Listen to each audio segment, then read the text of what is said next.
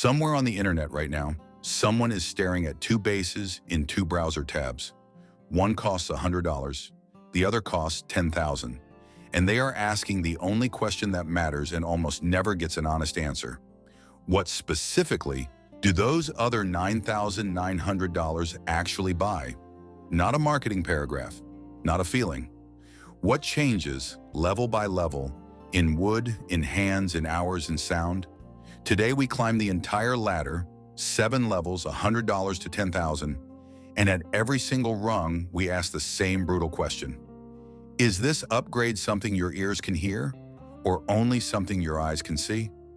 By the end, you will know exactly which level your money should stop at, and it is probably lower than you think. Here is the plan.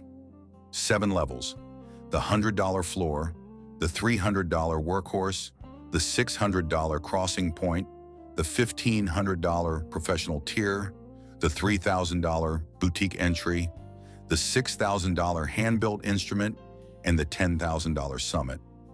At every level, what you are actually paying for, what changed from the level below, and the one honest sentence that tells you whether that change is worth your specific money.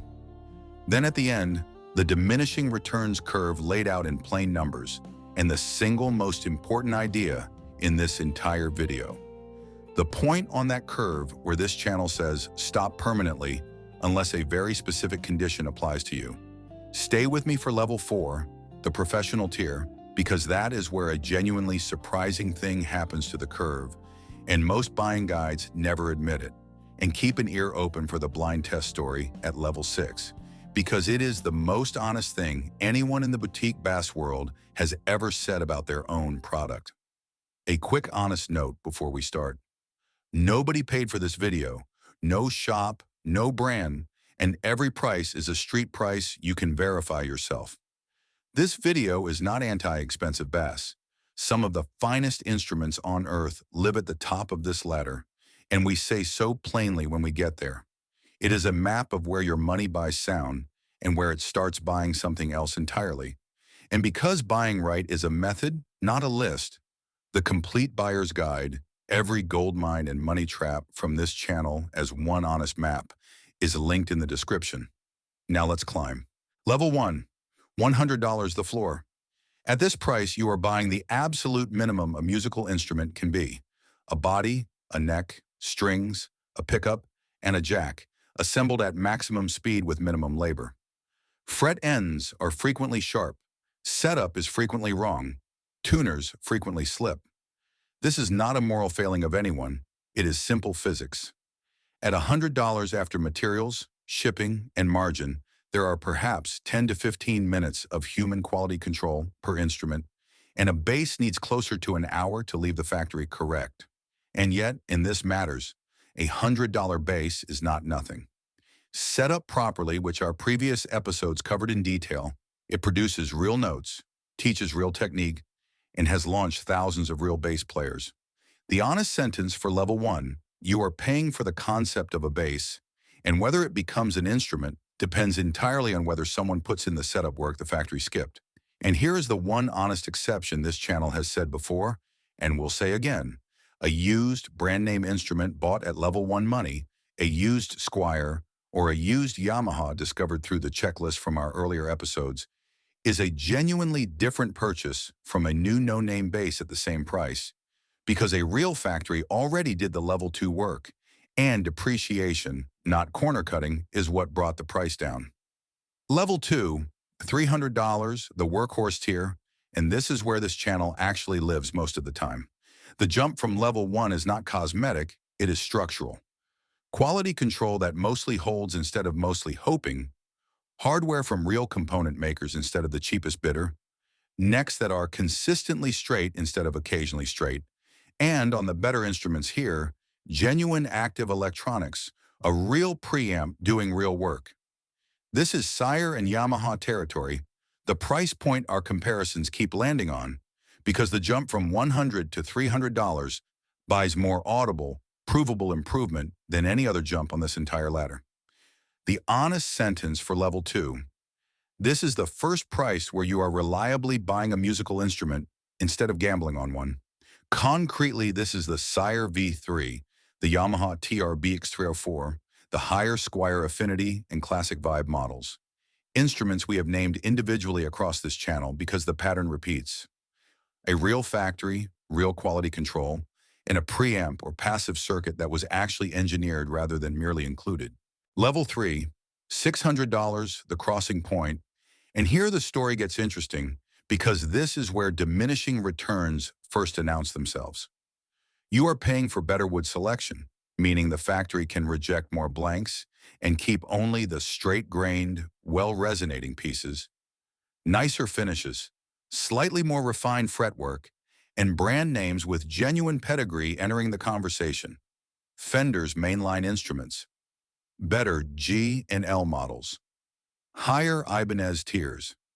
Here is the uncomfortable truth this channel has said before and will say again. Doubling your money from $300 to $600 does not double your sound. Blind listening comparisons, on record, on stage, through a real amp, routinely fail to separate a well-chosen $300 instrument from a $600 one. What you reliably do get is consistency, a smaller chance of hitting a bad one, and resale value the budget tier does not carry. The honest sentence for level 3, you are now paying more for a lower chance of disappointment than for more sound. This is Fender Player territory, the mainline Ibanez SR series, G and L tribute instruments. Genuinely nice basses, every one of them, and every one of them a harder case to make on pure audible grounds than the jump one rung below. Level 4, $1,500, the professional tier, and this is the level that breaks people's assumptions, so listen carefully. You would expect the sound to keep climbing steadily. It does not. At $1,500, you are firmly in American-made and premium import territory, and what you are actually paying for is precision. Tolerances measured in fractions of a millimeter instead of whole millimeters, hand-finished fretwork, superior hardware that holds calibration for years, and genuinely excellent road-tested electronics.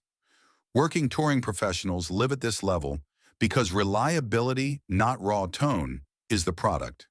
An instrument that behaves identically at sound check and at 3 in the morning after 4 flights. But here is the honest, slightly uncomfortable fact this channel promised to admit. In blind listening tests through a real band mix, on a recording, separating a well-built $600 instrument from a $1,500 one is genuinely difficult, sometimes impossible, for experienced ears. The gap here is not primarily audible. It is a gap in feel, in consistency, and in reliability under professional pressure. The honest sentence for level 4, you are paying serious money for an instrument that will never surprise you, which is a real and valuable thing, and is a different purchase from buying more sound. Level 5, $3,000, the boutique entry point, and now the conversation genuinely changes. This is where small shop and semi-custom builders enter. Hand-selected, aged, resonant tonewoods, hand-cut nut and saddle work, boutique wound pickups, and, critically, actual individual attention from named luthiers rather than an assembly line. Real audible things happen here. Exceptional acoustic resonance in the wood itself, felt through your body before the amp even engages, and playability refined to a level mass production genuinely cannot match because a human being spent hours, not minutes, on your specific neck. This channel will say plainly, boutique instruments at this level can be worth it for the specific player who has spent years developing a sensitive enough ear and hand to actually perceive and use the difference. The honest sentence for level 5. This is the first level where you are paying for genuine artisanship rather than industrial precision, and whether it is worth it depends entirely on whether your hands and ears have developed enough to use what you are buying. Level 6, $6,000, the hand-built instrument, the realm of names like Fodra and Alembic. Legends built for legends. At this level, you are paying for masterwork joinery, exotic and perfectly matched wood selected by eye and by ear from enormous piles by someone with decades of experience, completely custom specifications built around one specific player's hands, and genuine electronic innovation. Some of these builders essentially invented the modern active bass. And here's the blind test story we promised. Several of these builders and their most famous clients have told the same story in interviews over the decades, that in a blind test through a loud stage mix, even they cannot reliably tell their $6,000 flagship apart from their own $3,000 model. Read that twice. The people building the $6,000 bass are telling you on the record that the difference lives mostly in the wood grain under stage lights, in the story you can tell about your instrument, and in owning something extraordinary, not primarily in what the audience hears. The honest sentence for level 6. You are now paying for the object itself, its history, and its craftsmanship, as much as for the sound coming out of it, and that is a legitimate thing to want, as long as you know that is what you are buying. And before level 7, one story from level 6 that belongs here, because it is the clearest illustration of the entire video. A well-known session bassist interviewed about owning both a $6,000 flagship and a $3,000 model from the same builder was asked which one he actually reaches for on a paid session.